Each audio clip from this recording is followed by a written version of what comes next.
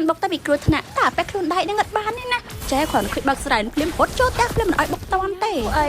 បើថាម៉ាំងមកអាចបាក់កបានដល់តែចែគ្រាន់ឃើញគេអត់សែនភ្លាមមកតាមវិញបដាហើយស្រាប់មានឆ្មាមកក្បាលនៅក្នុងព្រៃនេះ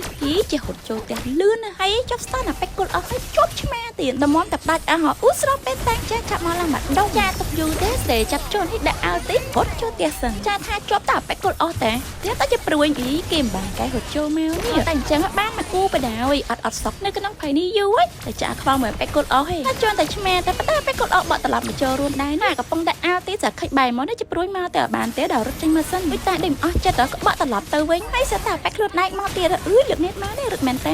ហើយគេនាងបបែខុសទៀតណាក៏ប៉ិតខិតមកមុខតិចបានត្រូវហើយក៏ចាស់មកស្គៀលហើយដាស់មកចាំពីមុខហើយក៏ថែមអាលទីយកបដៅស្លែងនោះមើលម៉ែបើដឹងទៅជួយតនអត់ទេសំណប់តិចចាំបន្តិចមកដល់តបាត់ហើយហ្នឹងចាស់ក៏ចាស់ស្គៀលមួយហើយហក់តាមវិជន់អាស្លាយវាទៅមុខឡើងមកគ្រឹះទៀតមិនញ៉ាហើយថែមអាលទីសងសាយ៉ាស្នាឈាមទឹកឡើងចាស់ក៏ហក់ទៅដាក់មកស្គៀលហើយចាស់ក៏បន្តទៅរកបាយមិនថែមមកស្គៀលទៀត double kill ក៏ថាមកទប់ស្កាត់ enemy ក៏អត់រំខានក្នុងការបាយរបស់ឃឹមយើងហ៎ចាស់ស្គៀលមួយផ្លាច់ងាកទៅក៏ជាព្រួយចាស់ស្រែចាប់ជន់បន្តែគេចេះងាកទៀតហើយក៏ដកខ្លួនបន្តិចហើយយកអេឡង់ហើយក៏បកត្រឡប់ទៅវិញលើបែកគត់អស់ហើយថែមអាលទីហើយក៏គិតថាបកត្រឡប់ទៅចាប់ចុះម្ដងទៀតដល់ផ្លឹប